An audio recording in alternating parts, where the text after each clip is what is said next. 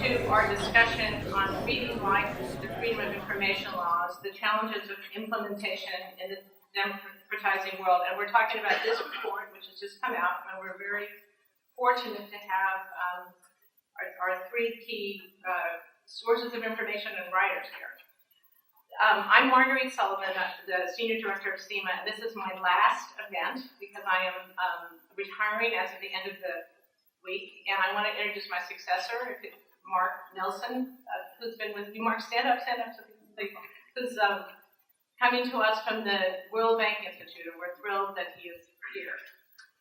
Our panel today, I just want to say one last thing. It has been a great joy and so much fun to be here at SEMA. And the first event we did was on a working group on the legal environment for media, on the enabling legal environment. And so it's very fitting that my last event is also going to have to do with media and law on FOIA, the Freedom of Information laws. Our panel is going to be moderated today by David Lowe. David is the Vice President of Government Relations and Public Affairs here at the National Endowment for Democracy. And for all of you who are tweeting, please use the hashtag SEMA events. It's also listed in our program. And with that, David, I'll turn it over to you. Thanks, Marguerite. Let me just say, I know that we've already offered some tributes to Marguerite earlier this week. Marguerite took essentially an idea and on paper concept, and she turned it into SEMA, which, as many of you in this room know, is an internationally acclaimed center of excellence.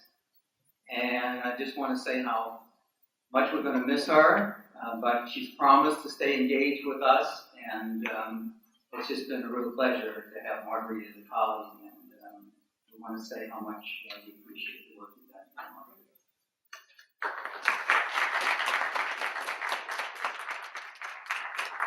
And I also welcome Mark, and we look forward to working with Mark. We'll be beginning here in November, and Don Podesta, who is our publications and all-purpose manager at SEMA, will be taking on the role of acting director. So we look forward to working with Don and Mark. Freedom of information is our subject today. Freedom of information is really a no-brainer for a democracy. And yet, I think it's interesting to note that, with the exception of Sweden, whose public access law goes back, I believe, to the 18th century, freedom of information laws are relatively recent vintage. We have had a FOIA, Freedom of Information Act, in place in the United States only within the last 50 years. It was enacted by Congress during the Johnson administration. And in the report that's going to be released today and discussed by our panelists, they point out that most of the 90 or so countries that have freedom of information laws have enacted them within just the past 2 decades. Now, freedom of information accords very neatly with democratic theory. The idea is that in a democracy, citizens have a right not only to elect their leadership, but also to hold them accountable. And what better way to do that than by shining a light on what they are doing while they are in office? As Justice Brandeis famously said, sunlight is the best disinfectant. And yet it's really not the substance of it's not really the text of the laws that we're looking at that really make a difference. It's the implementation of the laws that make the difference in terms of whether the promise of public access is really honored and really delivered. Just a personal note, I've been on both sides of the FOIA divide in terms of demand and supply.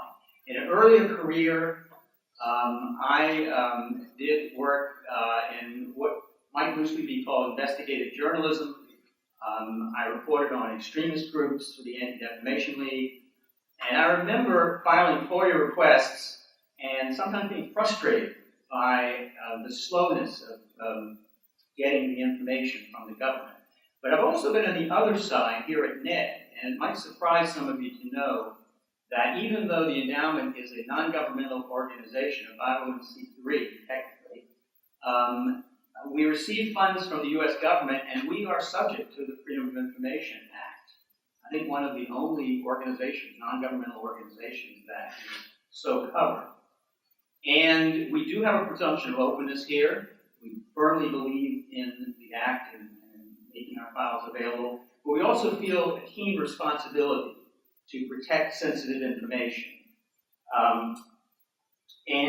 That said, I just want to say that the report is one that I've read, and I think you'll enjoy hearing about today. The emphasis on how we make these laws better, and we have an expert panel, and I commend my colleagues at SEMA for bringing them together.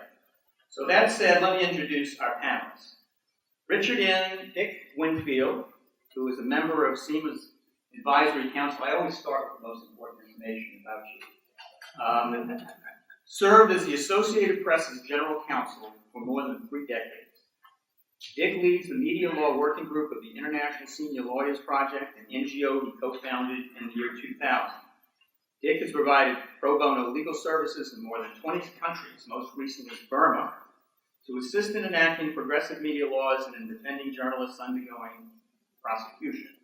Much of this work has involved enacting effective freedom of information laws. His book, Exporting the Matrix, The Campaign to Reform Media Laws Abroad, was published last year. Dick regularly teaches comparative mass media law at Columbia Law School and mass media and internet law at Fordham Law School. So welcome to you, Dick. Thank you.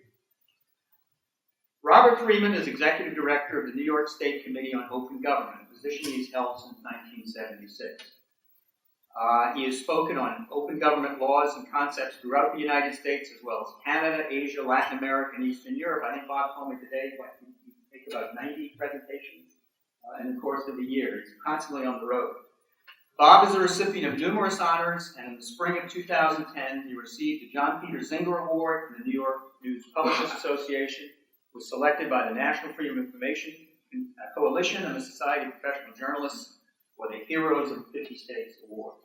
Most recently, Bob was given the Lifetime Achievement Award by the New York State Associated Press Association. Welcome to Bob. And finally, we have Craig LeMay, who's also a member of SEMA's Advisory Council, who's an associate professor at Northwestern University's McGill School of Journalism, where he teaches communications law, and is a faculty associate at Northwestern's Institute for Policy Research. Craig is former editorial director of the Freedom Forum Media Studies Center and editor of Media Studies Journal. Earlier in his career, he reported for the Raleigh News Observer, Raleigh, North Carolina, of course. His research and professional interests are media development and democratizing in post-conflict societies, comparative speech law, commercial and public broadcast regulation, and sport as a social institution. We're just talking about that, and I'm hoping we can bring him back at some future point to talk about this very interesting subject. Each of our speakers will speak for around 15 minutes, and then we'll open up to discussion. And we'll begin with Dave. David, thank you. The timing of today's launch couldn't have better. Gives us the chance to celebrate the terrific contribution that Marguerite Sullivan made to media development in general and to NED and SEMA in particular, and consider her awesome contributions to the world of media development. What a regular achievement of the last 7 years. I mean, she performed an exercise in alchemy, making something out of nothing. Marguerite just returned from a lengthy tour of duty in Burma, where she was advising the Ministry of Information. I preceded Marguerite working in Burma by just about a few weeks. The embassy there invited me to consult and speak on the upsurge in hate speech and xenophobia that is bedeviling the Burmese, and I was dealing with a legal perspective. And so this also gives a chance to welcome and introduce you to Mark Nelson. In 2 months, as Dave said, he takes over succeeding Marguerite after a very successful career at the World Bank, and before that, the Wall Street Journal. And we, the Advisory Council, and us authors look forward to working with Mark. Now, Craig LeMay, Bob Freeman, and I are the co-authors of this, and we're also here to thank Don Podesta for his hard work as our editor. professional skills he developed over almost 40 years at the Arizona Republic and at the Washington Post. He devoted to our report, and we thank him, and it shows. And so we look forward to continuing to work with you, Don, on future projects. And what distinguishes this report, I think, is that it's the first of what we hope is a series of joint ventures between the International Senior Lawyers Project and Center for International Media Assistance. Let me tell you a word about the latter.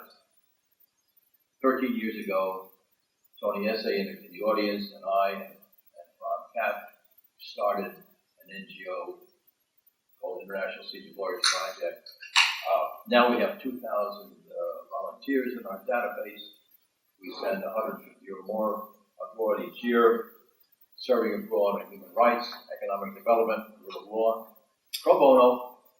In 13 years, our volunteers have devoted roughly $80 million worth of donated lawyers' time to civil society and to the developing country governments that qualify. We rely on private funds from law firms, foundations, and lawyers. And within ISLP, we have a great collection of media lawyers, and we describe the exploits of these media lawyers who work abroad in our book, which we published and introduced here last year, Exporting the Matrix, the campaign to reform media laws abroad. So we and the Center for International Media Assistance came to the conclusion that a deficit exists in the world of media development. And that deficit is represented by the following numbers. Of every $20 spent from all sources on media development, about $19 is spent on training journalists and in developing and sustaining media businesses. That leaves only $1.20 for the effort to roll back bad press laws. So the basic legal infrastructure, the legal environment, the laws that send journalists to prison get or do not get the attention or the funding they deserve. And so reforming media laws has become the underfed stepchild of media development. And so a little over a year ago, the Center and ISLP agreed that we would try to help overcome that deficit. So today's program and this report is step one in, as we say, reducing the deficit. And we decided to tackle the scandal of freedom of information. Consider these numbers. Over 90 countries have proclaimed that they have enacted freedom of information laws. But abroad, you have about less than a 50% chance of getting your Freedom of Information Act fulfilled as a global matter. Abroad, about 40% of the time, the government agency to whom you submit your request doesn't even acknowledge it, much less fulfill it. In South Africa, for instance, you have a 1 in 3 chance of really getting your request for information answered. So parliaments enact these broad, promising, vague FOI statutes, but they write checks that nobody can cash. So the promise of transparent government itself becomes an illusion. And governments and courts perpetuate the culture and habits of secrecy in the face of broad legal rights of access promised in these statutes. So we jointly, the three of us, decided not to write just another report that catalogs the abuses and decries this not so benign neglect.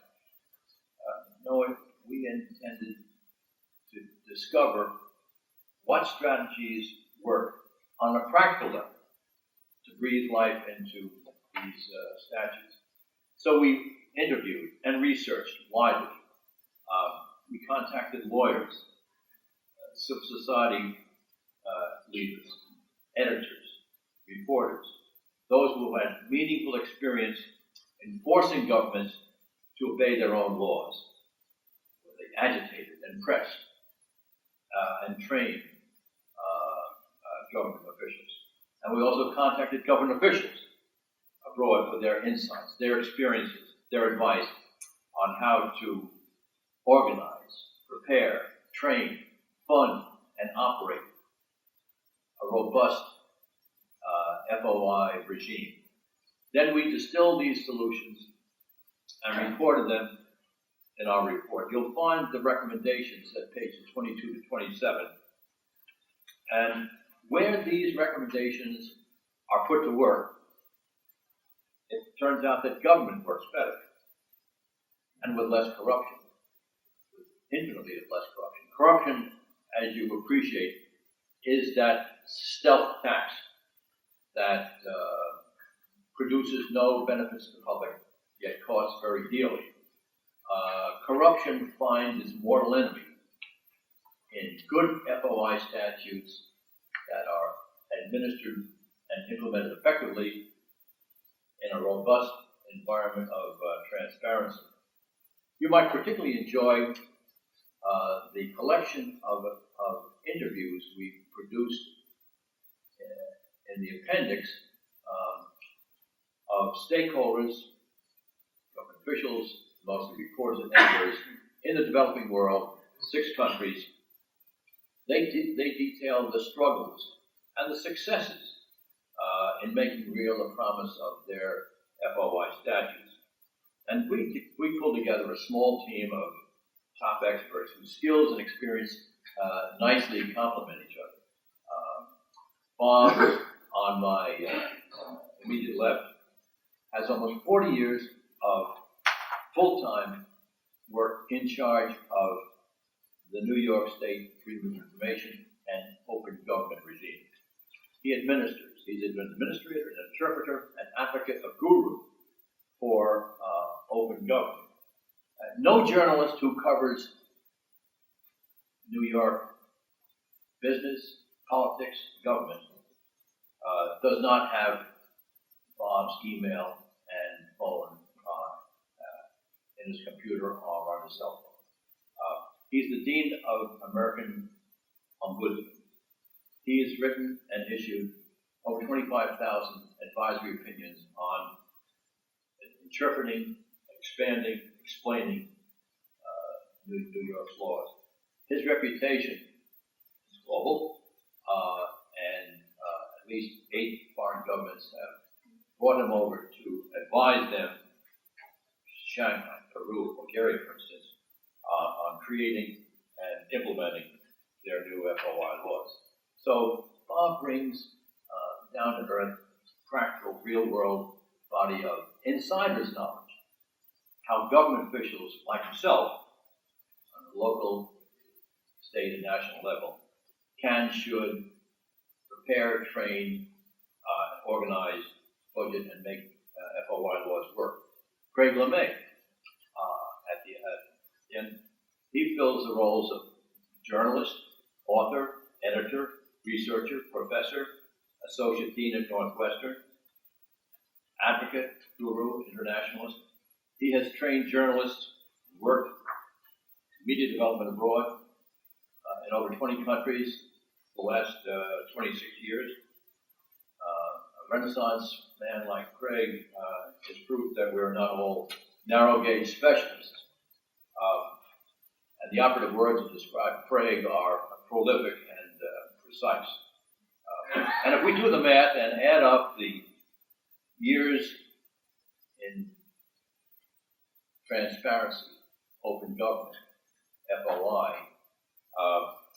let's see, 40 for Bob, 26 for Craig, 46 for me. I started the year after Congress enacted the first FOI law. I started practicing media law the year after the Congress passed the FOI law in 1966.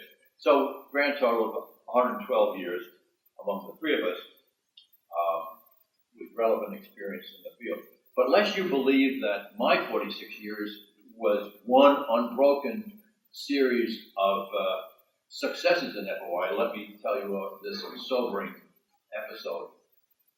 I had a pro bono client who was an AP newsman who was kidnapped by the Hezbollah in Lebanon and held captive in Lebanon for 6.5 years.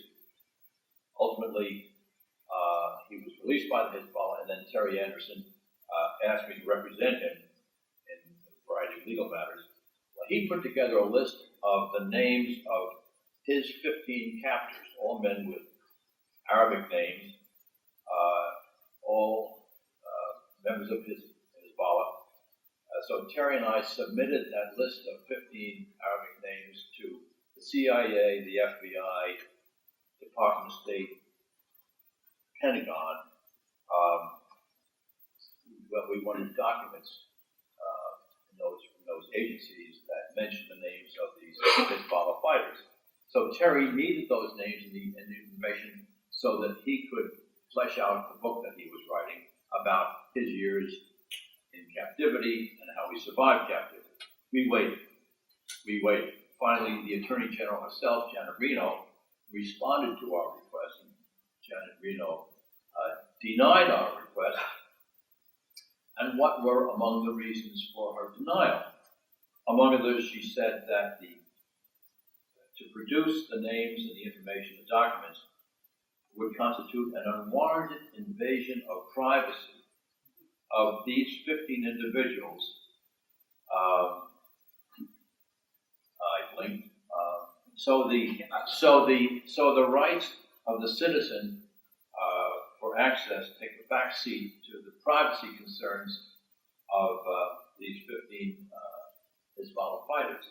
Well, we litigated and ultimately prevailed, and Terry wrote a great book, including a lot of this information. But I offered that Janet Reno episode only to show that no country holds an exclusive on the rule of law, and that, shall we say, eternal vigilance is the price of transparency. Finally, as the three of us were preparing our report, one term kept popping up, and that term was political will. So if you agree that some laws, like freedom of information laws, are not self-executing, then what? Well, a very large part of the answer to execution, to implementation, we found lies in the idea of political will. Where it's absent, even the best freedom of information law will remain a dead letter.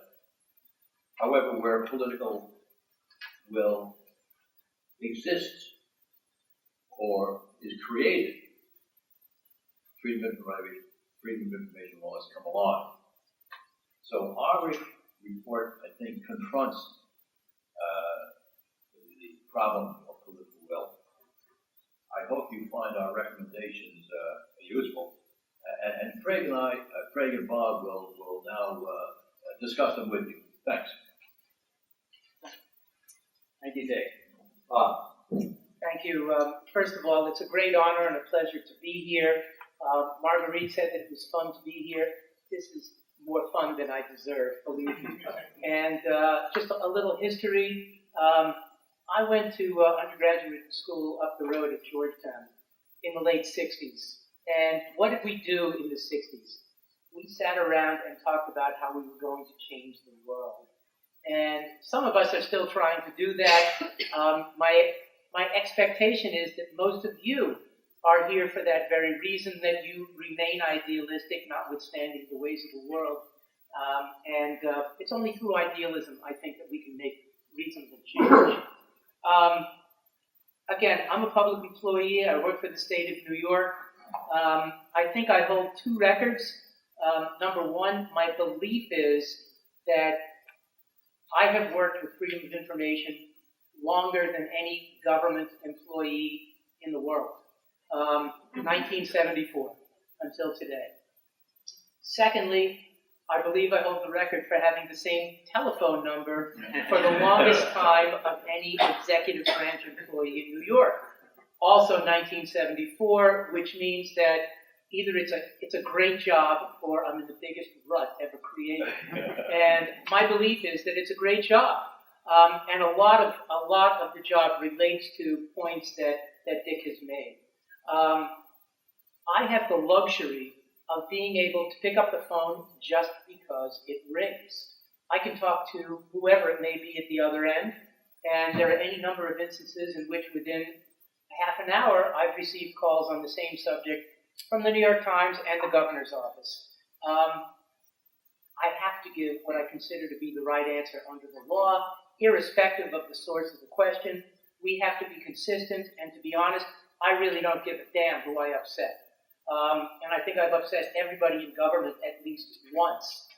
Think about that in terms of luxury, in terms of being a government employee, in terms of having the freedom to, again, express a point of view which may not be popular, but which, from my perspective, is completely consistent with law. That, to me, is the essence of a critical element of the implementation, the successful implementation of a freedom of information law. All of us have looked at access laws from around the world, and in some cases, the words are terrific. The words are terrific, but without excellent implementation, without a champion who has credibility in the government, it seems unlikely to me that the law is going to work at all, let alone reasonably well. I think that there are a few things. Dick has asked me to talk about what the government can do.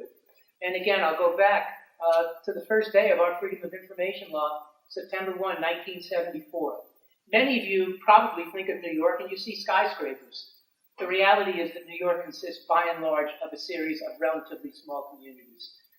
There are 10,000 units of local government in New York. And they were scared.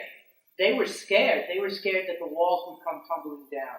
And what could we do as the Committee on Open Government to take appropriate steps to implement the law in a way that was beneficial to the public, but in the same way recognize the needs, the burdens of government? 10,000 units of government. The first thing we did was develop model procedures that enabled government agencies throughout the state to fill in the blanks, to comply with the procedural aspects of the law. To this day, we have model regulations available on our website. They are used all the time. Secondly, we have always believed that the law is based primarily on common sense and reasonableness. Common sense. What does that mean?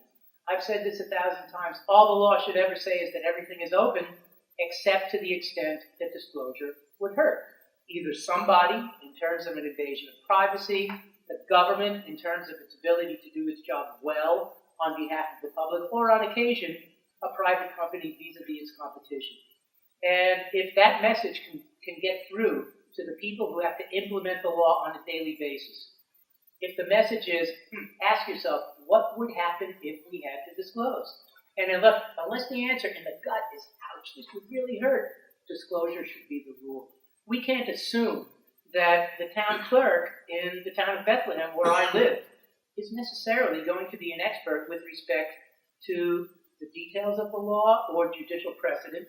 What we should expect, though, is that municipal officials, state agency officials, should have a basic sense of what the law is about so that they can deal with issues effectively on a day-to-day basis.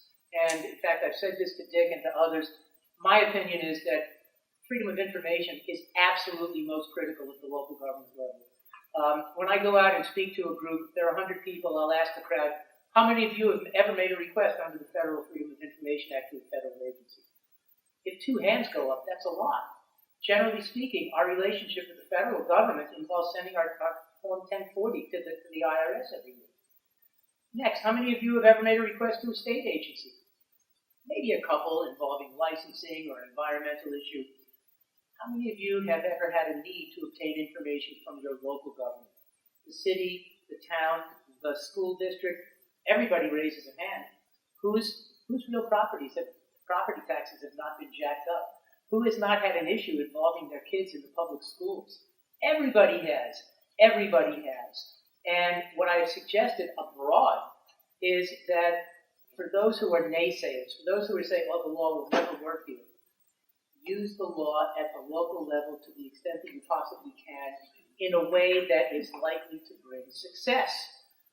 When I was in Mexico, they said, well, we want to find out about the scandal, the revolution in Chiapas in 1926. They won't be able to find the records. They may not exist. You'll be frustrated. And the outcome will be, I knew that the law wouldn't work. Don't do that.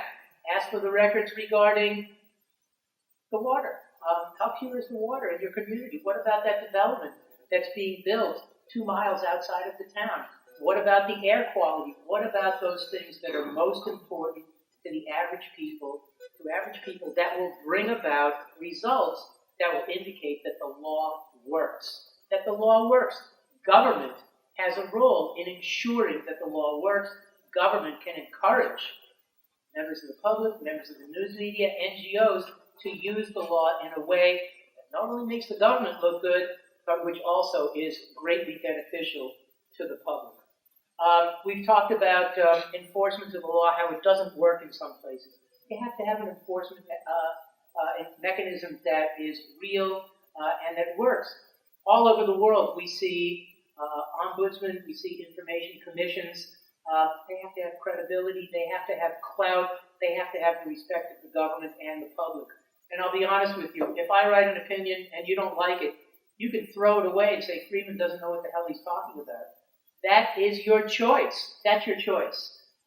But on the other hand, our track record has been pretty good. Where the courts have reviewed our opinions, they've agreed probably about 90% of the time.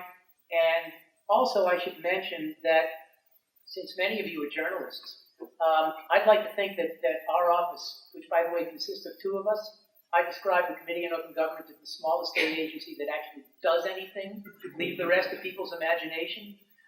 You don't need a big staff necessarily to have an impact, but reporters call all the time, and I'm on the record all the time.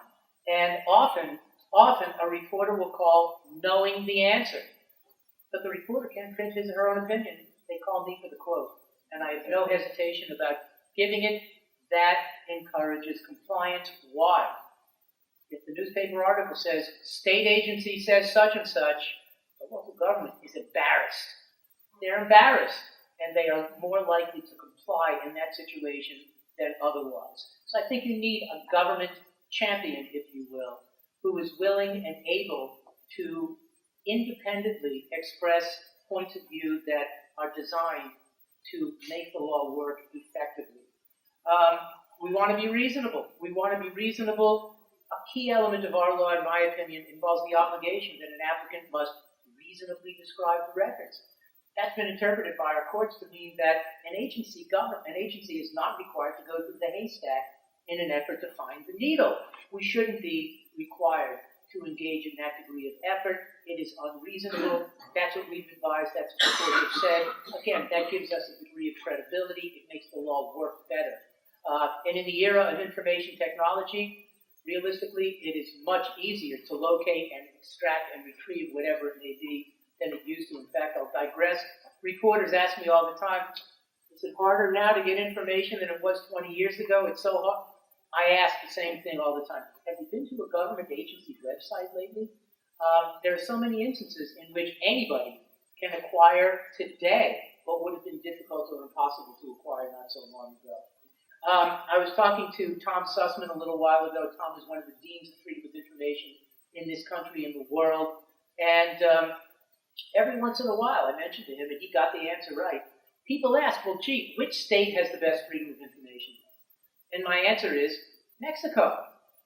Mexico? How could that happen? And I started dealing with the Mexicans at a conference in Peru. I love to say this, around the turn of the century. Think about that one. And at the time, it was pretty clear that 75 years of one-party rule were about to come to a close, and they got ready. And they developed an access to information law which jumped ahead of anything that we see in the United States. Our laws, as Dick mentioned, were passed in the 60s and 70s. Think about the 60s and 70s. Valerie, Can you think about the 70s?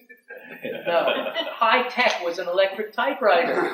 We used carbon paper to make copies. You know carbon paper? No. Nobody dreamed of the internet. There was no such thing as email. But Mexico built information technology into its law. It has statutory requirements involving proactive disclosure, posted online so that nobody has to ask for it. You just get it. You just get it because it's there. In New York, we copied what Mexico did. We were the first state, to the best of my knowledge, to require in our Freedom of Information law, require that agencies accept requests made via email, and that agencies respond via email when they can. And what's the result? When government agencies say to themselves, this is requested pretty often, it's pretty important, it's clearly public, what do? They post the records online. They make life easy rather than difficult. Everybody wins. Everybody wins. Those are the kinds of things that even developing nations now have the capacity to do and should do in their development and implementation of their access to information laws. Several other points. I'm doing a presentation tomorrow for student Senate fellows. I did 2 presentations the other day for municipal clerks and fiscal officers. I do about 80 or 90 presentations a year for anybody who's willing to listen. Primarily government associations, journalists, students. In New York, we have clinical continuing legal education requirements. We have an ethics law. I give classes and I can't take any money, so I'm cheap and easy.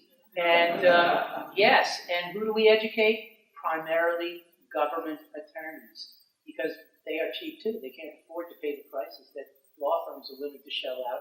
So we do our best to educate the government so that the government can better implement the Freedom of Information law. And I'm not going to tell you that our law is the best, but among state access laws in this country, I think it works much better than most, and I'd like to think that it's due to the existence of our relatively unique state agency. In most jurisdictions in this country, you have a question about what's public and what's not, there's nobody to call. There's nobody to call. And if there's nobody to call and there is no mouthpiece, so to speak, to my mind, it is unlikely that the law will work well, let alone reasonably well. So there are any number of steps that I believe a government can take that are relatively inexpensive if you have, as Dick mentioned, the political will to offer a degree of independence to an agency that is willing and able to do its best to bring a Freedom of Information law to life, to breathe life into the law. And with that, I thank you. Thank you very much, Bob. Very pleased to hear about your assessment of the Mexico law. I know that several grantees of this organization at NED were involved in that, helping to fashion that. Now we move to Craig LeMay. Thank you very much. I want to thank you, Dick, for that kind introduction. I cannot wait to see the look on my girlfriend's face when I tell her I'm a Renaissance man. I also want to say briefly a word about Marguerite, who I've known now for 6 or 7 years, I guess. That's the board member. It's really rare to meet people who can bridge the world of professional practice and scholarly practice. Great professional schools struggle to do that within their faculty, and Marguerite has done that in an amazing way in this institution. It takes a special temperament and unique intellect to do that, and because of that, send us on. Yeah. Okay, that's good. Because of Marguerite's talents, you see SEMA reports all over the world. It's a really remarkable institution. I was asked to speak about the role that journalists and civil society organizations can play in advancing FOIA laws around the world. In some respects, as far as FOIA laws are concerned, I'm actually from a developing country, Illinois. We have an interesting FOIA law where, among other things, the same agency responsible for investigating citizens' complaints that they've been denied is the agency responsible for defending the agency that denied you. And there's a whole lot of traps in the law that make it very, very difficult to use. And when we did this paper, as we told you, we interviewed we call them stakeholders around the world, journalists, public officials, civil society actors, and business people, asking them about their experience with their FOIA laws.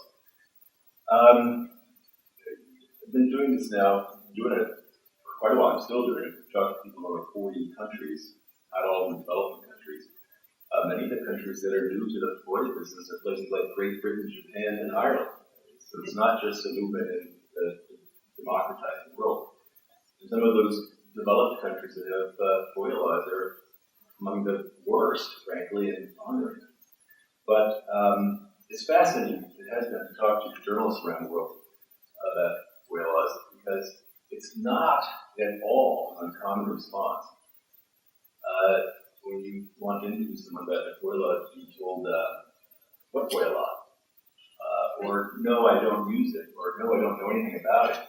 It's more common, frankly, among broadcast journalists than it is among print journalists.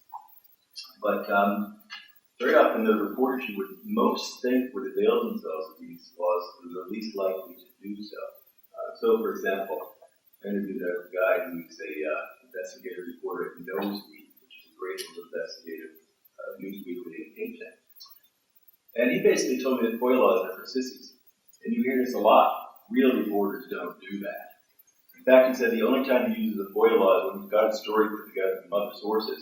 He files a FOIA request to basically stall the government. They think he's at a different place in the story, and it buys him 6 weeks before he gets its injunction.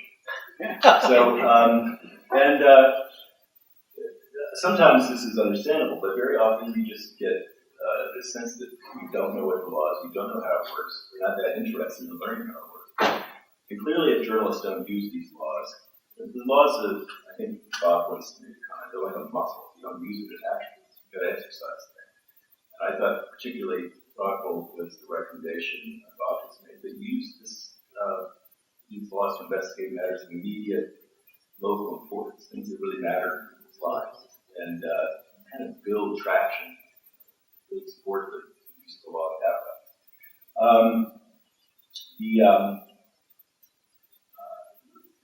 One of the things we found talking to reporters around the world was that there certainly is different expectation about how FOIA law works. So much of it turns on the attitude of public officials. And so, for example, one of the people we interviewed was a gentleman in Australia, Johan Dittler. He's an academic there. And he's written a lot about FOIA laws in Australia, which are wanting. But he's Swedish. He said when he was in Sweden, working as a reporter, he would make FOIA requests constantly. Nobody thought anything of it. Do a couple of FOIA requests a year in Australia is rare. And moreover, he's often denied or frustrated by the law. Among the recommendations in the report, of course, training public officials in use of the law, but of course also training journalists in use of the law. And there's all different kinds of ways to do that. I do with my own students. I have them every quarter do a FOIA request of whatever an agency, whatever their home state is. In the state law, and also request in the federal law. And in doing it, they get quite an education. I've always thought of using FOIA law as a little bit like playing Battleship. Remember that game? You have a few misses, and then you get a hit, and then you get a miss, and you get a hit. Before you know it, you've got yourself an aircraft. And learning how to use these laws takes time and patience. It takes a bit of knowledge. And it takes more sophistication than just using the template that might be available to you. You have to learn the agencies which are asking information. You have to, there's different advice on this. You can be as precise as you can about what you want to get. If you can get it through some other means in the formal request, get it that way. And in fact, that's what a lot of reporters tell you they do. It's a lot easier often to go to an agency, to go to talk to someone who actually enters the data, rather than some executive up on the top floor, ask for the information, get it that way. Get it in whatever form you can get. The other thing you learn when you work with FOIA laws is to figure out where the traps are. The paper talks a lot about the common exemptions that you find in FOIA laws. The most notorious ones things like personal privacy, state security, things like this. And they're often written in languages very broad. In Illinois, for example, the trap works this way. The two most common exemptions cited are privacy, personal privacy, and also an exemption for official memoranda that express opinion. The minute an agency wants to advance one of those exemptions, the whole case goes straight to the Attorney General's office, where it's going to sit for 6 months. So you just torpedo your own FOIA request. And agencies get wise to this.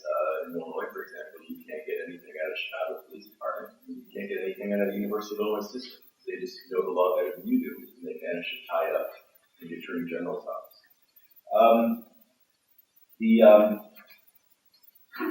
Civil society organizations, when we did our interviews, are among the most active in using FOIA law. It is often the case, particularly in developing countries, that there is one or more NGO that's established precisely to advocate for the law, to use the law, to represent citizens who want to use the law. And they're often more thoughtful about it, more practiced at it than news organizations are. It would seem to me that among other civil society actors, there could be major players in developing FOIA laws. One are universities, and the second is libraries. I was thinking about this in part because I'm working on a paper now for the Gates Foundation about public libraries. And librarians always married to one. And I've always thought that librarians were interesting because when it comes to free speech values, in some ways they embody them more than journalists do. Journalists claim to speak for the public, librarians are there to enable you to speak for yourself. They very much believe in the right to know in a way that no other institutional actor does. And libraries are very interested in building platforms in which they tie together all the data that are available to them, not only in their own systems, but in government systems and private systems. They would be ideal institutional actors in developing smart data systems, whereby you can go find data, segregate it, analyze it, make it really useful. And it's part of their professional bailiwick, probably more so than it is for journalists, but it would be an important civil society actor. As far as universities go, higher education, we can talk. I want to talk to some academics, but we can talk to universities as independent actors in advocating for FOIA laws. But it's curious to me that in this country, universities are to be some of the least responsive and most difficult when it comes to FOIA laws. I was actually, you might remember, everybody was shocked to learn that during the Penn State football scandal, the Penn State University was not subject to Pennsylvania's right to know law. And the president of the university, who later had to leave for his knowledge of the Jerry Sandusky scandal, had actually gone before the Pennsylvania state legislature and explained that it shouldn't be, because of course it's pesky.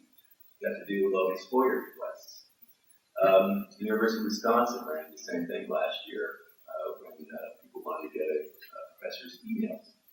The University of Illinois will simply not respond to your FOIA request, even when ordered to by the Attorney General.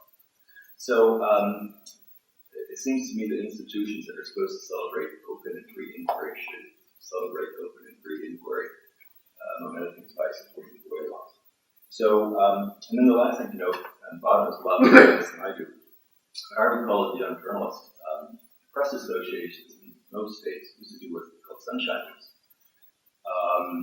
Where a news organization would do a series of stories based on all kinds of freedom of information requests that they were then formally through mail or email requests, or by simply sending a reporter to a government office and asking for a public record.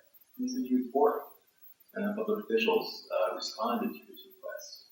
It's a terrific tool for helping ordinary citizens understand how these laws work. And certainly journalists should play a bigger role, I think, than we have found they play in promoting these laws. Thank you. Thank you very much, Craig. As you can see, it's a very rich report, and the presentations here have only added extra layers to the interest of the report. I'm sure you all want to read it. We're going to open this up to questions. And while you're formulating your question, I guess I'd like to ask the panel. I noticed at the end, and the recommendations I think are really outstanding in the report. I'm interested in why you thought that the courts were probably not the best route in terms of keeping these laws enforced effectively, and why you thought that that might not be the best way to enforce the Freedom of Information Law. I'll take a first crack at that. Our interviews and our research and our gut tells us that in many parts of the world, the courts are not trusted, they are corrupt, they are intimidating, and they are expensive, and they are often congested and slow. That is not the universal rule, but certainly cost and delay are factors that militate against any continued reliance on the courts. You have to examine in a jurisdiction by jurisdiction basis. Is the court competent, impartial, independent, competent? Can we afford a lawyer to take this appeal? What's the state of the law? In the United States, we have a knee-jerk impulse to go to court, to rectify wrongs, to appeal from adverse administrative decisions. I've done it myself dozens of times in FOI cases, and the outcomes are good, and predictable and fair. That's not a universal phenomenon. So you have to look at it on a jurisdiction by jurisdiction basis, and where the courts are wanting in that, for any one of those reasons, then you would hope that the FOI law can be written or amended to create administrative tribunals within the government that are quasi-judicial, that are faster, cheaper, independent, impartial, competent, and reliable. That's a tall order, but with the political will and with sufficient support from civil society and the business community, it's not impossible as a countermeasure or as an alternative remedy to judicial appeals. So that's an alternative remedy that might be available, but it'll take some work to establish and make it work. I agree with Dick that in too many cases it's too costly and time consuming for most people to go to court. And I'm reminded of a situation, again, going back to Peru. I had the good fortune to sit down with the editor of the equivalent of Time or Newsweek or whatever it was. And he said, well, what do you do in the U.S. when the government says no? I said, well, we go to court. And he said, oh, you Anglos, you can trust your judges. We can't trust our judges here. And they developed an ombudsman kind of program, which seems to work better than would a court. And even here, there are good judges, there are rotten judges. I just read an appellate court decision out of New York the other day where the court absolutely missed the mark, which I think should have been terribly embarrassing to the court, but they don't know what the law says, so they're not embarrassed. But what I suggest to average people all the time, is that the court of public opinion, in so many instances, is more effective, more useful, certainly quicker than the judicial court. And what do? You go back to what Dick mentioned a moment ago. You invoke the words of Judge Louis Brandeis, sunlight is the best disinfectant. Sometimes you tell the world and either good things begin to happen or bad things stop happening. And a lot of that, for better or for worse, involves the use, if you will, of the news media. I suggest to members of the public all the time, get in touch with your local reporter, and explain to them your problem. Then often the reporter will call me and I say what I say, and sometimes, not always, but that sometimes is enough to encourage a change or some degree of compliance with the law. Okay, we're going to open it up to the audience and just ask if you please identify yourself. Before we move to the audience, though, I want to say how grateful we are to Valerie Hopper for organizing this event. It's a great job that you did, Valerie. I really appreciate it. Okay, Marguerite. Thank you, David. I wanted to ask a question of what do you do when there's a great law and no implementation? Example, I understand Zimbabwe has a Freedom of Information law, which I understand is a pretty good law on the books. So what can be done to try to get the law implemented when it's a good law, when it's not being implemented? Well, the Zimbabwean law also works as a de facto press license. And so it's a powerful disincentive to even use it. I'm not sure it would. The law that always comes up to suggest it to you as the model law is South Africa. And yet it's important that non-compliance there is great. We talked to journalists there, civil society actors, they will tell you that often it's not the request to go to an answer. It's not a denial, it's just an answer. And so I struggle with that very question. What do you do? Going to court is it's expensive above all, and by the time you get your information, its value is somewhat diminished. So I think the answer is what Bob suggested, that you go to the court and you report. This thing will never, ever take root until someone puts this in the public eye.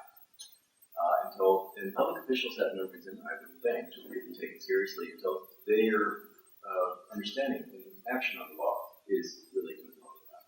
So I do believe that it's the journalist's job to use these things all the time. It shouldn't be Sunshine Week, for heaven's sake. What about Sunshine Year? And there's all kinds of thoughtful things that reporters can do with FOIA requests, even routine ones, even regular ones. And so I think, and I would love to know what my colleagues think, and anybody thinks, the answer is you just keep hammering away. And the other thing Bob just mentioned too is that when you win, when you have a win, you celebrate. You announce that this agency has done a great job all over the way. If I may, I agree, and sometimes I have to suggest to reporters that, yeah, they want the record, but sometimes when they're stonewalled, the issue becomes the fact that they're stonewalling, and you write about that as a means of getting to the primary issue. Sometimes that, too, will encourage an agency to think about the consequences, especially the political consequences. Louise is dying to ask a question. Louise. Luis Botello with the International Center for Journalists. I'm one of those that have done a lot of training on for journalists on investigative reporting, access to information laws, freedom of expression, mainly in Latin America. And I was participating a lot of the discussions to implement the law in Mexico. And as you may recall, that was something that came from the media and civil society rather than from the government. So I think that would be probably a highlight of a recommendation would be something that mainly has to come, interesting has to come from the media and citizens. But my question would be if you are familiar with the Open Government Initiative that the United States is pushing all around the world. And the reason I'm asking because I don't see much of the media input there, yet most of the experts that you suggest that the media should be part of this discussion. I don't know if you can elaborate, if you know anything about it, and whether you know the media is being considered. I guess I know a little bit about it, and I think that the difficulty, and this may be a terrible oversimplification, is societal. And the reality is that many of us don't have enough hours in the day to do what we need to do. And the Government Open Information Initiative, I think, is a terrific thing, but actually carrying it out and implementing it is very difficult because we have other things to do in the course of our daily lives. And this is true in so many contexts. We just don't have the opportunity to do what we need to do. But I do see changes. We see now, many of you are familiar with the phrase open data. Open data didn't exist 2 years ago. No, it didn't. And, in a lot of ways, the pace of change is so dramatic that it's hard to take it in. And I can tell you, in the state of New York, the governor issued an executive order that encourages state agencies to develop open data platforms, and they're beginning to do it. And again, telling the world about the results is important. Why? Because with open data, government agencies, number one, save money. You eliminate many of the Freedom of Information Law requests. And number two, as a result of open data, you see people using the law in creative ways that nobody in government ever dreamed of. So there are tremendous benefits that are associated with disclosure, and I think it's our job collectively as members of the news media, as people in government, people in civil society, to tell the world about the benefits. Yeah. One of the wonderful things you can do with data now, of course, is crowdsourcing. There's wonderful examples of FOIA requests in which reporters get some information, maybe they're documents or something, that they don't themselves have the expertise to look at. So you make them available to your readers, and there's a structural engineer out there who knows exactly what's wrong with that blueprint. And now, you engage the public in this project. I fully think that there's all kinds of ways now in which you can bring the public in. At the same time, as a reporter, I'm always of the view that simply dumping data on your website is not transparency, especially when it's searchable. I spend a lot of time on the FCC's website. You spend hours there looking for something and never find it. It's there, but you're not going to find it. No, we want documents. We often want something much more specific. And so that too is where I think you have to be thoughtful about what you want. I was always taught when I was a young reporter, ask for more than you want. That way you get what you want. Just like the way you got candy from your mother. So you do another approach. It very much depends on how you're reporting. Be as specific as you can. But I think it's learning how to use these laws, and then in conjunction with the new communications technologies, learn how to get the public engaged with the stuff you get. I have a question in the back. Please wait for the mic.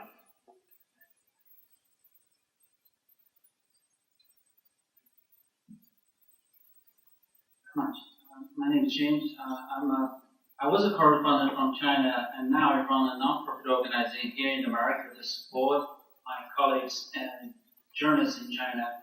I have a question about this. After reading this, I noticed that you didn't even mention China, which has about 300,000 or more journalists working there. But I have two questions, which one after another. Have you ever got a chance to talk with Chinese officials about this FOIA law? If yes, what have you learned? And if not, and that's the second question, when are you going to do it? And then after that, and I would say, for example, my colleagues there or non-profit organization groups, and they want to have access to the government information, but they often deny. And there is a law, relevant law, as I know, but they simply deny your access. And so what are you going to do? What do you suggest NGO in China? Thank you very much. I have had the great good fortune to visit China twice.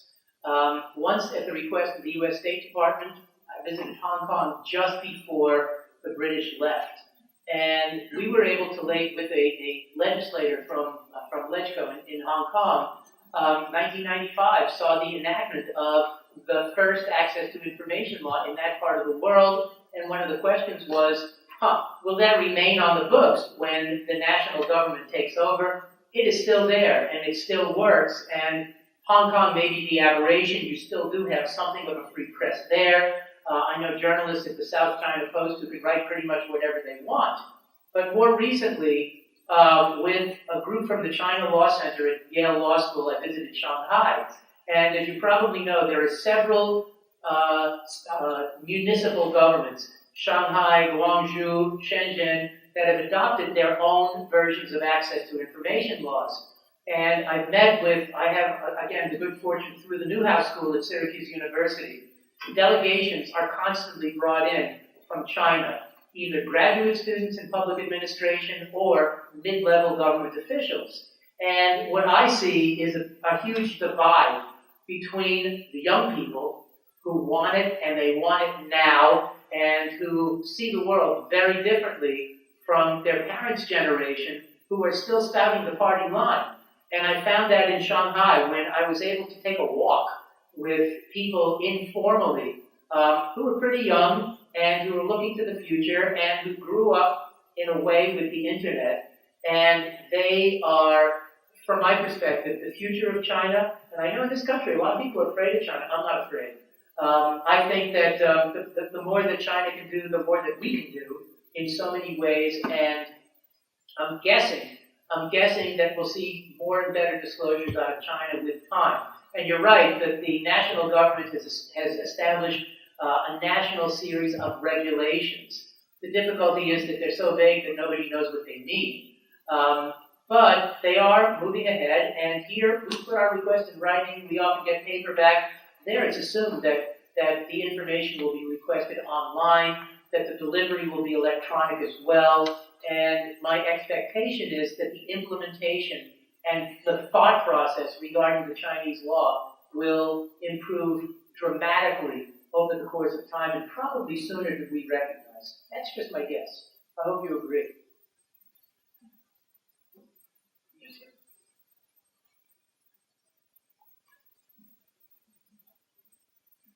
This has been mentioned a couple of times. Please. Charles Self from the University of Oklahoma. As has been mentioned a couple of times, the United States has been a leader in FOI since the federal FOI bill was passed. In recent years, however, we've seen growth of Homeland Security and a lot of opponents of transparency have emerged, and enforcement of FOI in many areas has become more difficult to achieve. What do you think are the implications of this shift in our country for leadership around the world in breathing life into FOI laws? I don't want to dominate. What do we do? I'd like to think that we can provide a moral high ground, even though in practice we don't actually do what we say we're doing. I think you're right. I think that the federal government has done damage to the Federal Freedom of Information Act. I think that the federal courts have fallen asleep. They have forgotten that the burden of proof is supposed to be on the government. It drives me crazy. And part of the difficulty is that filters down in a lot of instances to the states. Well, if the feds can do it, we can do it too. And we, at least in New York, have been trying very hard to avoid that kind of outcome. And I'd like to think that in the United States, thinkers can provide good examples, even if the government doesn't necessarily do what those thinkers have been suggesting. I think we can still provide sort of, let's say, a moral high ground, even though the implementation may be unfortunate. And I think, too, that we become a nation motivated more by fear than anything else. In too many instances, it's unwarranted. The federal courts have simply rolled over for the intelligence of the defense community. I'm hoping that someday that will be reversed, but I don't see it happening anytime soon. I'm so much want to agree with Bob that moral high ground, but honestly, I have a hard time with it. Maybe you remember that it was just really last summer, I think, when the Supreme Court wrote its opinion in a Freedom of Information Act case.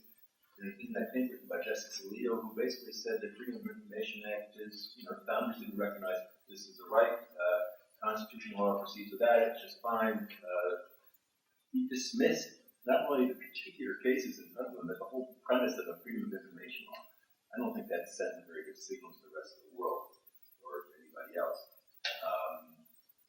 I think, frankly, a practical problem for a lot of journalists now is that they don't have resources to go pursue these cases. shoes. They can't just rely on legal counsel to represent them in the way that they once could. So agencies get that. They know that news organizations don't have the resources they once did. They don't commit them perhaps in the way they once did. I'm going to deny. So I thought working on this paper was, I didn't approach it thinking that the United States is occupying moral high ground. And I guess we do in some way, but it's frankly hard for me to see. It's interesting that opinion was in Ann's decision. Yeah, it was. Virginia case. We have several more. Maybe we'll take a few around. Why don't we start with Mark Koenig, and then we'll start going around, and then we'll answer them all together. Yes, Mark Koenig from USAID, and I have an information request. Can you give us some idea of what the range of cost is for governments to implement these kinds of measures? This question, I think, applies more to countries that are kind of at middle and lower levels of income and may not have very strong government structures or capacities. What kinds of costs have you run into for governments trying to implement FOIA laws? Obviously, they should be coming down, as you indicated, because of websites and electronic communications. But we, when trying to promote implementation of FOIA, often run into the argument, well, we don't have enough staff, it's too expensive, we can't afford it. So I'm curious what's your experience been in that area and what have been some of the better solutions? I think that, yeah, we're going to take a few at a time. Okay. Thanks, Mark. Why don't we just, yes, right here.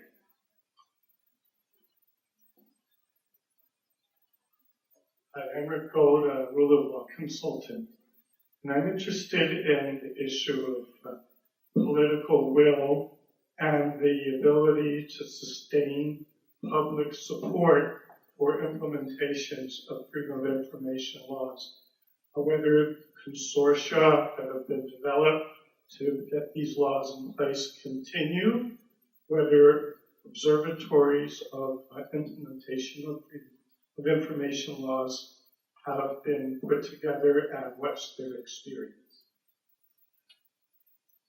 Okay, and yes, sir, right back here.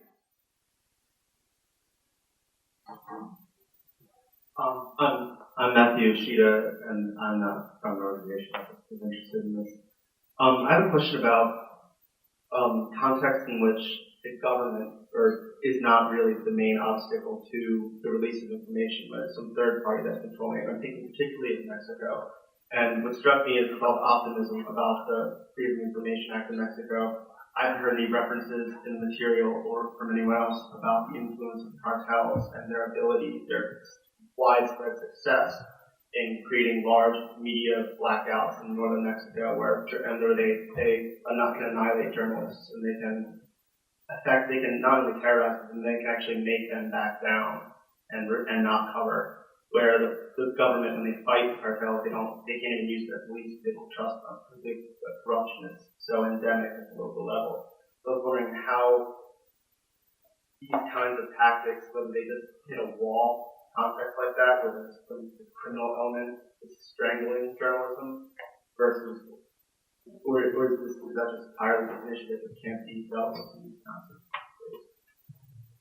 Okay, we have three questions, one related to range of cost to implement, second on political will, and the third one on third-party control of information, particularly involving the case of Mexico.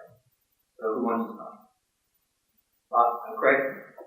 With respect to Mexico, I can't speak to Mexico's particular situation, but I've worked a lot in countries of former Yugoslavia where reporters often face threats from organized crime. What are you going to do? What are you going to do? And it's not only that, the government agencies you're seeking information from are often linked to those groups. My talk to reporters, I feel like they do hit a wall. And it doesn't even have to be that, it doesn't even have to be a wall of violence.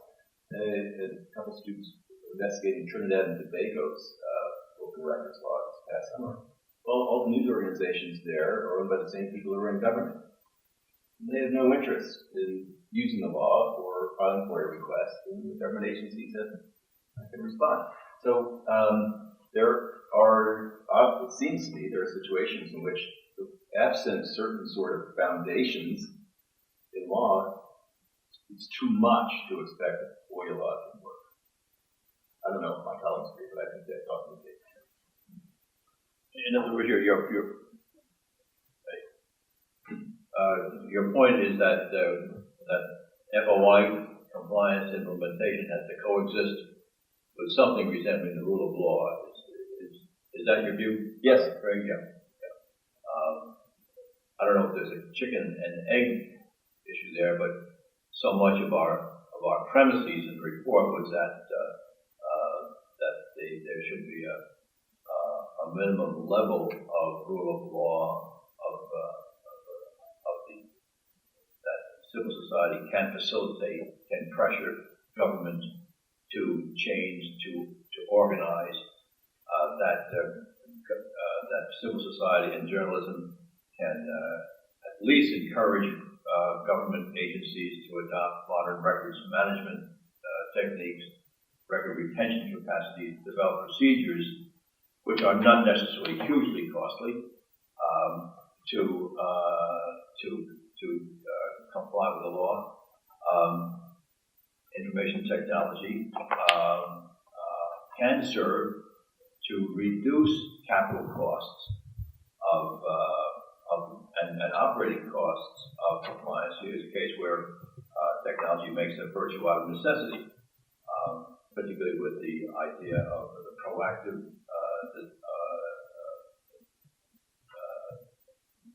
disclosures.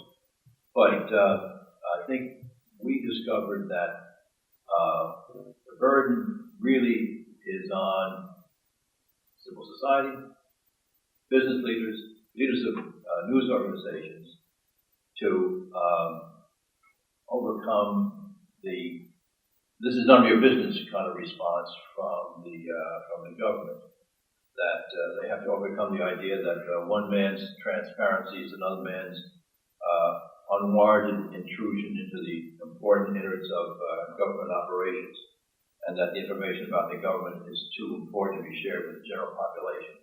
In the first instance, the impetus naturally must start at the grassroots level or civil society level to push government to overcome the culture of secrecy and how to overcome the instinct of preserving the way things are.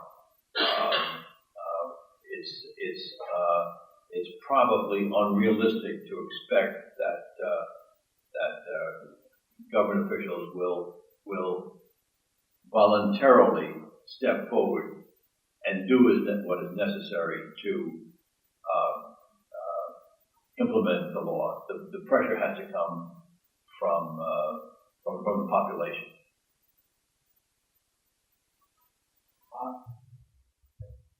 I have so many things I want to say. I could go on for the rest of the day, but my hope is that the situation you described in Mexico is the aberration. That we don't see frequently situations in which an extra governmental organization has more authority and more power than the government. But going back to a couple of the other points, you mentioned political will and the development of consortia. Let's not make life too complex. You deal with an issue that happens to be significant within a community. On Long Island, teachers get paid too much money.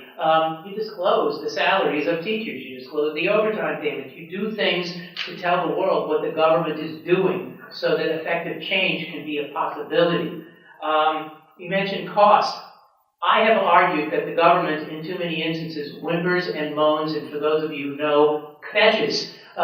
The government whimpers a lot. And I have argued that the use of our Freedom of Information law saves money. How? The government buys an awful lot of stuff. And when a company goes to the agency and says, can I see the winning bid from the last time around? Can I see that contract? What they're really saying is, I can make you a better deal. And when you think about all those better deals, you consider the school districts, the towns, the villages, the cities, the counties, the use of the Freedom of Information Law ends up saving the government and the taxpayers money. I can't imagine that that is not so, notwithstanding the whimpering on the part of the government. Another point, and Craig was mentioning this before, my last trip to Mexico involved a place called San Luis Potosi. I don't know if anybody knows about it, where the push was to use libraries as a means of enabling the poorest of people to take advantage of the information that is out there. Because the libraries had the infrastructure, they have the internet, they have the resources, and they are not threatening. So average people could go to the library and partake in acquiring information from any number of sources, including the government. That is, to my mind, one of the strongest points about what has occurred in Mexico. It is a law at the federal level and the state level. Each of the 31 states has a statute, which is designed to be pro-poor. And I think that we can do that in any number of places in this country and around the world, whereby people can take advantage of the technology locally without appearing to be a thorn in the side of government. Well, one other thought to add to this. Several of you are probably familiar with a reporting outfit called the Organized Crime and Corruption Reporting Project in Bucharest. Its whole premise is that organized crime is a global network phenomenon, so does the journalism have to be. They build databases. They collect them using FOIA laws. They collect them using traditional reporting methods. They build databases, so if you want to report on organized crime anywhere in the world, you have a source. And it seems to me that, and I know that's happening in Southeastern Europe, where maybe you can't report on what's going on in Serbia. You can report on the same sort of nonsense that's going on in Croatia. That's how you do it. You do it through network partnerships.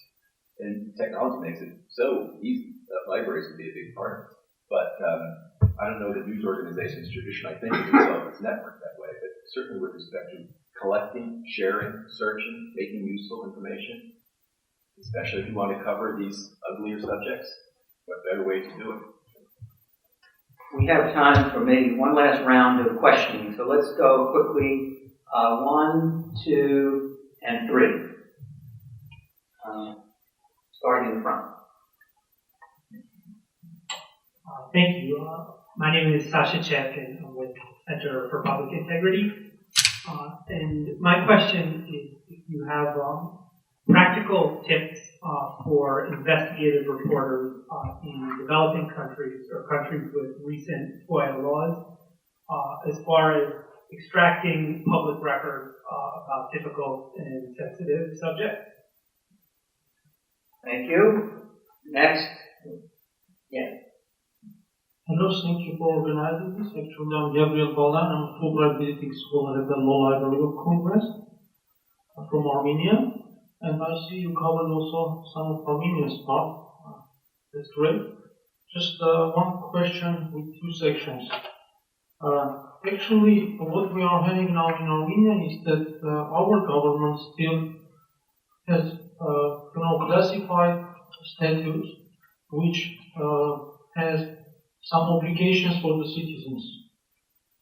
And however, our constitution says that all the normative acts, which in normative acts means the legal act which has obligation for the citizens or private sector, they should be published. But we have now many acts, legal acts, which are classified, but they still have some obligations for the people, for the ordinary or humble citizens.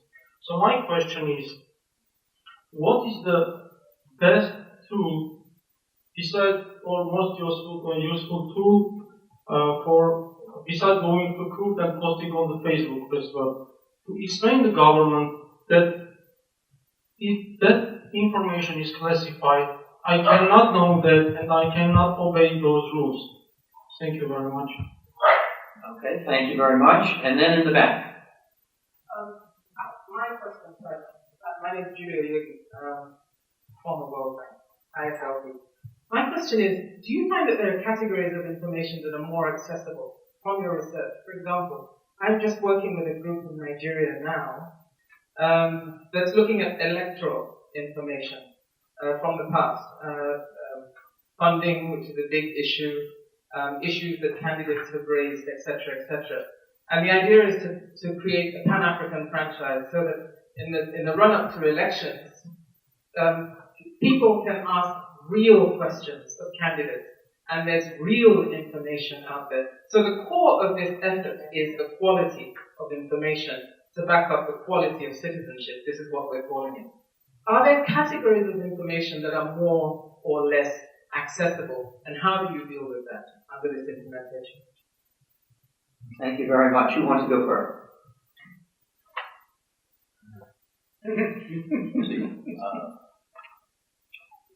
Freddie, why don't you handle that investigative journalism? Yeah, that's a tough one. I think the question was, how do you pry from government information, especially if you have a different political path? How do you pry that information out of the government? Right, there are record data sets, the government would be hesitant to release, especially if they work or laws are not very strong. Yeah. Well implemented. I don't know, honestly. I've become a big believer in BuzzFeed that you start, I don't want to say small, but you start immediate, you start local, you build a sense of how this thing works. You build a culture of openness. And then you go after the bigger stuff. And, you know, a lot of formerly, called authoritarian countries have the experience of not releasing data or information that they feel will cause recrimination, this kind of thing. I can't say that I can even understand that. But that's not where you would start. I think you have to start. You know, you're starting with a brand new slate. Where do you start? You start with something basic. You build this culture of hope among your citizens, among your journalists, among your public officials, so they understand what this law is for, and you build on that. That would be my sense. Whether that's right or not, I don't know. I couldn't agree more. I think you have to learn to walk before you can run. And I think we have to request and acquire information that is useful to the public, that may not be controversial, as a means of getting the government used to disclosing and used to recognizing that, maybe disclosure doesn't hurt quite so much, so that the groundwork is laid, a foundation is developed, whereby the government becomes used to disclosing, thinking about why it wouldn't disclose, instead of simply saying no. I think we have to start, let's say small. In terms of Armenia, you should rely upon, Shushan Goidoyan? Of course. She's the Freedom of Information person in Armenia. She's been at it for a long time. I think she's done great things, but, I think the difficulty in your situation probably is cultural as much as anything else. No, you don't think so? No? The Constitution, we have a clause that it should be published. But what about the reality? What about the practice? I think about my first trip to Japan, where you can have a great law on the books, but nobody uses it. Why does nobody use it? Because the proverb that I learned was that the nail that sticks up gets pounded down. There isn't. How do you change the point of view of society in terms of its culture in that kind of situation? Where I live in New York, man, we're constantly challenging City Hall. We want more and more and more and more all the time. In Japan, they don't do that. In Bulgaria, I was training government officials who were afraid that if they disclose too much, they'll go to jail. If they disclose too little, they'll go to jail. And the reality was that they weren't going to go to jail, but they had to develop a comfort level in dealing with the law that enabled them to feel secure in their decision-making process. And it takes time. It takes a lot of effort. It's difficult. On the last question, what may be more accessible than other things? My belief is because the environmental movement is international, that in so many instances you have raw data, statistical information, test results, things like that involve environmental issues, public health, items like that, which are expected to be disclosed and which are disclosed. And again, I think that serves as a means of giving the government a degree of comfort that what it's disclosing is not going to hurt the government and is going to be beneficial to the public. It's a means, again, of laying a foundation that will lead to other kinds of disclosures. Well, it's been a very interesting session, and I want to thank all of you. I thought the questions were really outstanding. I want to thank Valerie again. I want to welcome Mark. I wish Marguerite good luck. And to tell you that the name of the report, again, is Breathing Life into Freedom of Information Laws. The authors are Richard Winfield, Robert Freeman, and Craig LeMay. Let's give our panelists a round of applause.